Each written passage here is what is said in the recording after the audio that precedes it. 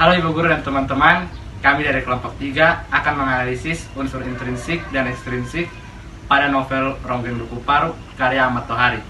Selamat menyaksikan. Tema merupakan suatu gagasan pokok atau ide pikiran tentang suatu hal, salah satunya dalam membuat satu tulisan. Pertama, tema. Tema dalam novel Ronggeng Dukuh Paruk yaitu kasih tak sampai. Mengapa kasih tak sampai? Karena dalam novel tersebut menceritakan tentang harapan Ronggeng Serintil untuk dapat hidup bersama dengan laki-laki yang sangat dicintai dan didambakannya sejak kecil karena ia merupakan teman bermainnya, yaitu Rasus.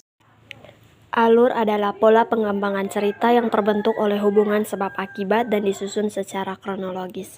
Peranan alur sangat penting karena alur adalah struktur rangkaian peristiwa yang menggerakkan jalan cerita sebuah novel.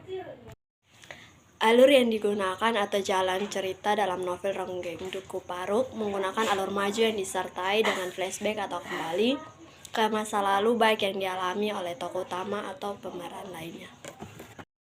Latar adalah penggambaran terjadinya sebuah kejadian dalam suatu cerita yang mencakup waktu, tempat, dan suasana.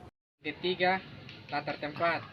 Dukuh Paruk, kebun, di bawah pohon nangka, rumah nyai, kuburan, pasar Dauan, markas tentara, rumah Sakarya, rumah nenek, penjara, lapangan bola, sawah, pantai, villa, rumah sakum, rumah tarim, dan rumah sakit. Latar waktu, sore hari, malam hari, dan pagi hari. Latar suasana, tenang, tentram, gembira, bangga, bahagia, tegang, dan genting. Tokoh adalah orang yang menjadi pelaku dalam cerita fiksi atau drama. Adapun penokohan adalah cara pengarang menampilkan tokoh atau pelaku dalam novel. Keempat, tokoh dan penokohan. Yang pertama, Rasus, memiliki karakter bersahabat, penyayang, pendenam, dan juga pemberani. Yang kedua, ada Serintil, dia memiliki karakter bersahabat, seorang ronggeng, agresif, dan juga dewasa. Yang ketiga, Dursun, dia memiliki karakter bersahabat. Yang keempat, ada Warta, dia memiliki karakter bersahabat, perhatian, dan juga penghibur. Yang kelima, ada Sakarya, kakek dari Serintil, dia memiliki karakter penyayang dan juga tega.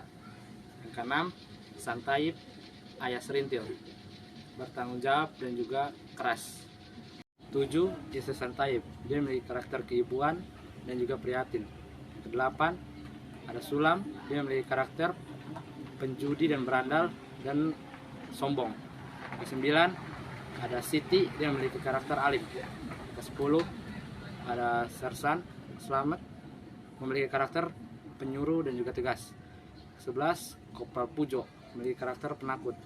12, Tampi, memiliki karakter penyayang dan juga sabar.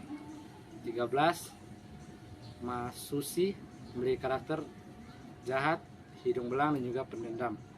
14, Tamir, dia merupakan laki-laki hidung belang. Yang ke-15, ada Darman, dia merupakan aparat polisi.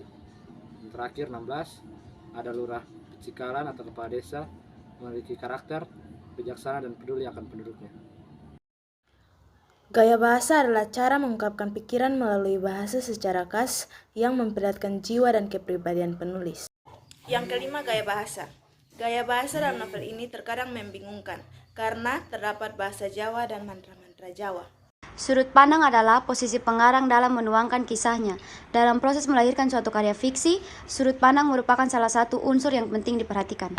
Sudut pandang yang digunakan pengarang dalam penulisan Ronggeng Dukuh Paruk adalah sudut pandang orang pertama sebagai pelaku utama, seperti adanya kata aku, dan sudut pandang pengganti orang ketiga, yaitu di dalam atau di luar novel. Artian dari amanat adalah sebuah ajaran moral atau pesan yang mau disampaikan oleh pengarang kepada pembaca, jalan keluar permasalahan atau akhir permasalahan yang ada dalam cerita dapat disebut sebagai amanat.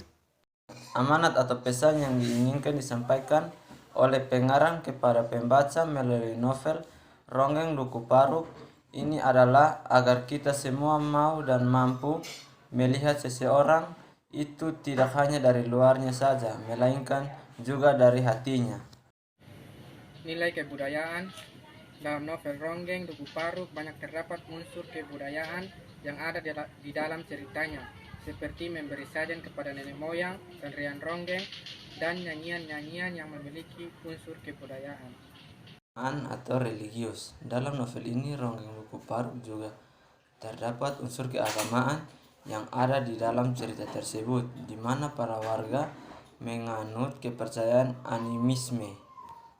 Ketiga, unsur sosial. Dalam novel ini, unsur sosial dalam kehidupan Duku Paruk tentang nilai-nilai kemanusiaan masih sangat kurang, di mana hubungan antar manusia lebih cenderung ke arah ronggeng, karena disitulah ronggeng sangat penting dan sangat dibanggakan bagi mereka.